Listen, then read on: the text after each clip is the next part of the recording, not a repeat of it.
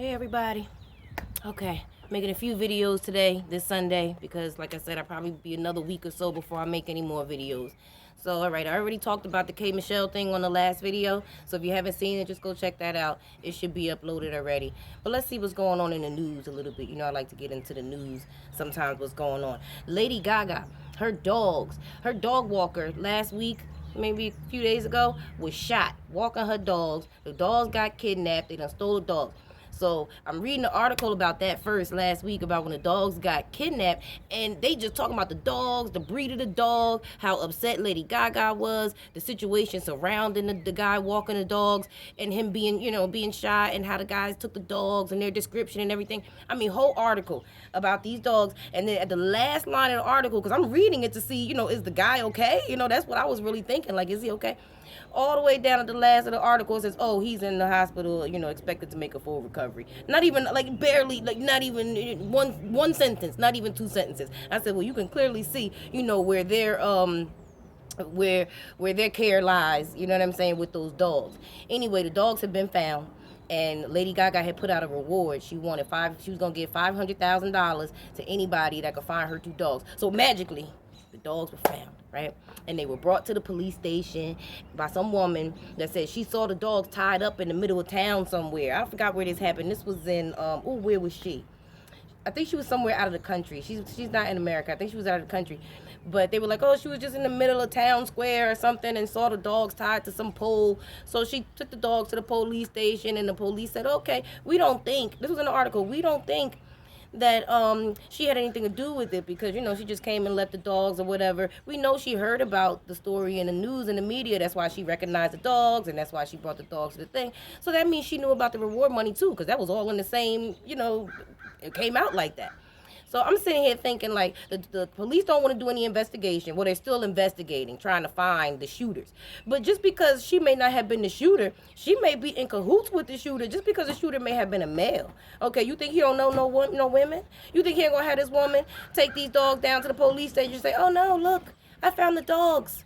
Where's the $500,000? And then go split that with her? Because I damn sure would. I mean, I hate to say it like that. I love dogs. I'm a dog lover. I would never kidnap no dogs. But if I found myself in that situation and you say, hey, I got these two dogs, baby, and they going to give us $500,000, you go take these dogs to the police station and just say you found them somewhere. Okay. What police station you want me to take them to? You get what I'm saying? I didn't steal no dogs. I didn't shoot nobody. You get what I'm saying? So the worst that could happen is I get nothing and she get her dogs back. The best thing that could happen is I get $500,000 and she get her dogs back. So I said, well, maybe that's the new move. You know what I mean? Maybe that's what people out here doing now. That's the new wave. Let's go kidnap some rich millionaire's dog, and then when they put the reward money out there, we just have somebody go take the dog back and split the meal with them, or the $500,000 or whatever the reward money is. I mean, I know people have been doing that before. I've heard of that. This isn't new, where people might take dogs and then try to get reward money for it. But this is like a whole new wave. Like before, you might have to rescue 100 dogs, kidnap 100 dogs to get enough ransom to, support $500,000. They don't have to take no more dogs forever. They good for the rest of their life. You know what I'm saying? And if they don't ever catch the shooter, then I mean they made out. Like that's it. Everything's good to go.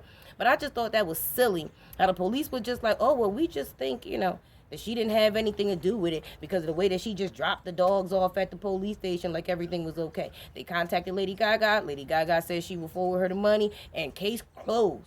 So I just said, oh, I was like, okay. Y'all comment and tell me what you think about that. Because if that's the new move, we're going to start to see a lot of more celebrities, dogs getting kidnapped. Dog walkers are going to be on the high risk level of jobs and careers and stuff like that. Because you got to be watching your back. These dog walkers going to have to be out here strapped. They're going to need mace, guns, and every security, bodyguards. That's what y'all need to do. When you have dog walkers and people that's out there taking care of your pets and taking care of stuff, you need to send one of your security guards to go be with them. That's what needs to happen. Protect your dogs and protect the people that you have in your lives, that are doing for you. You understand what I'm saying? But y'all tell me what you think about the little Lady Gaga dog situation. Her dogs have been rescued. They're home, with her. But what do we think about this woman who just magically found the dogs tied to a pole. And then my thing is, if the dogs were just tied to a pole in the middle of town, why wasn't there a group of people out there trying to, fight each other for the dog? Like, I'm taking the dog to the police station. No, I'm gonna rescue the dog. This is my reward money. Why she just magically pop up with the dogs just by herself? That would have been suspicious to me, and I don't even have any investigative experience and stuff like that. But that would have already raised an eyebrow to me. I'd be like, ma'am, leave your information, please, because we're going to need to be getting in contact. We have questions, baby. We got questions. And I'll put somebody on her, see who she know, and I will ask questions to other people that she know. Oh, there will be an investigation for real, especially if it's a celebrity involved, and this is my town and city and all that stuff. But let's keep an eye out and see if this starts happening more often, because that was a good lick. If it was, that was a good lick they got. But anyway, tell me what y'all think about that. On to the next story. So, and before, let me preface by saying this one, okay? Parents, please be involved with what's going on with your children in school.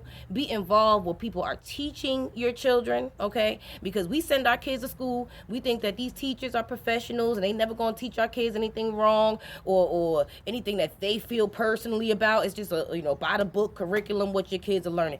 Please be mindful about the people who are feeding your children's minds, okay? And with that being said, Georgia high school teacher says that Breonna Taylor caused her own death. And she said that to the students in her class on a Zoom meeting. Okay, this woman's name, and it was in the article, so I don't have a problem releasing her name because they're calling for the firing of this woman, and she needs to be fired. So her name is Susan McCoy, and she teaches forensic science, okay, at Pebblebrook High School in Mableton, Georgia. Now, she quoted as saying to the kids that Breonna Taylor caused her own death because she chose to hang with bad people. And when you hang with bad people, you might pop up dead. So that's Breonna Taylor's fault, according to the teacher. Now, she got all this backlash. People are wanting her fired, calling the Board of Education. And her response is she apologized. Okay, she apologized to everybody. And she said that she was not fully aware of all the details of the Breonna Taylor story. So she said once she realized that the boyfriend who they had kicked in the door, I guess, to apprehend, was not actually the person they were looking for. The person they were looking for was not there, did not live there, and had nothing to do with Breonna Taylor's apartment where she was. Okay, for them to kick in her door and have a warrant, to go to her house. So she says, in light of all this information, and I don't know anybody that doesn't know that, but she says in light of all this information, okay, she apologizes, and she only said that because she didn't understand everything about, the whole story. So here's what I'm saying again now. You're a teacher of forensic science, and you made a statement about something that you didn't have all the facts and information about, a story that you've had access to the story. I mean, all you had to do was watch TV. All you had to do was pick up a newspaper article or something like that. So it's not like this information was hidden, okay? But you're a forensic science teacher. So even if it was hidden, I'm sure you could find it. Okay, I'm sure you could find it. But now here we go with you being the forensic science teacher, apologizing for what you said because of your lack of knowledge of the story. Now there's only two situations. Either you're lying and you did know that but still said it and just apologizing now because you don't want to lose your job. Okay, so either you're lying or you're incompetent as a forensic science teacher. You're going to teach children forensic science when the first thing you do is comment about a situation that you don't have any information about. Fire her. Seriously, fire her. You need to go do something else, go back to school, or whatever the case may be. She does not need to be teaching children. She don't need to be teaching black children, okay, at all, to say that Breonna Taylor caused her own death. That is some asinine stuff to say, seriously. But that's why I say that we need to be involved with what our kids are learning and what these teachers are telling them outside of, they're in the school with these kids most of the day. Before the whole corona stuff and us being online, your kids are in school with these teachers, okay, 6-8 hours a day, depending on after school program, before school programs, sports and stuff like that. They are a very big influence on your children. You understand? And I just always made sure to monitor what my daughter was being taught, the mood of the teacher. I remember my daughter was maybe in 4th grade and they had a Black History assignment, which they don't have anymore. There's no more Black History Month in schools, most schools. But they had a Black History assignment, and it was just like this, list of just black people that everybody already knows about, like a list of 5 or 10 black people that they can pick from to make, to write an essay about. And it was just, what we know. Martin Luther King, when we in school, we learn Martin Luther King up the ass. That's all we learn, And I think George Washington Carver, people like that on there. But I just told my daughter, I said, well, we're going to pick somebody who's not on the list. So I decided to pick Marcus Garvey. And we wrote an essay about Marcus Garvey. My daughter presented the essay and read it out loud in front of her class. The teacher came to me after my daughter was finished with her essay, and she said, oh my God. And she said, I had no idea that this man even existed. Who is this person? I'm going to look this up. She said, I didn't even know any of this. She said, black people had their own newspaper. They had this, they had that. She had no idea. She was fascinated, and she was grateful that I had taught her something and that she had learned something from somebody in her class that day. And she told me that she was going to add Marcus Garvey and a few other, she said unknown. Of course, I know who Marcus Garvey is, me and you know. But she said, and a few other unknown black people, so that we can actually really teach these kids about something, that they should know. And she did. The following year, she even showed me, because my daughter was still in the same school, but she showed me how she added Marcus Garvey and a couple of other people that were not normally on the list, into the Black History Month curriculum. So I thought that was a good thing. And that's an example of us being involved in what, the teachers are teaching our students. Now, for instance, let's say the teacher said, no, she can't, this is not on the list, and she can't read this in front of anybody, and I don't want anybody. Now you're actually blocking knowledge and history. You get what I'm saying? I've cited all of our resources, so there's nothing that wasn't untrue or, or researched. So she was grateful, and I was grateful that she was grateful.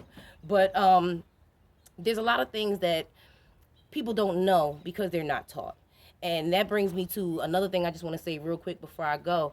I was used to work at a job where there were a bunch of Africans, and I'm not sure what country in Africa. I'm not too good with my African, geography, but they were from a country in Africa, and they were not friendly to me.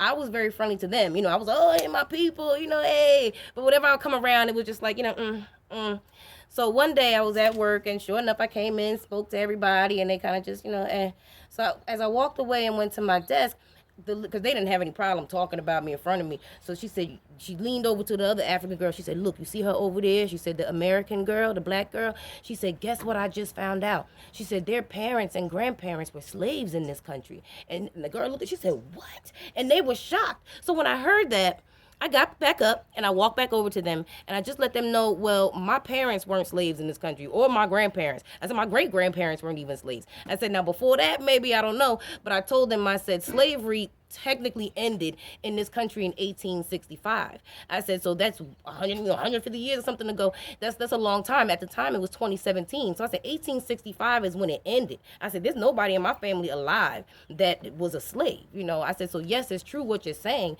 There is a history of black people being slaves in this country. I said, but that's further back than what you're saying. My mom and dad weren't slaves, but that's what she believed.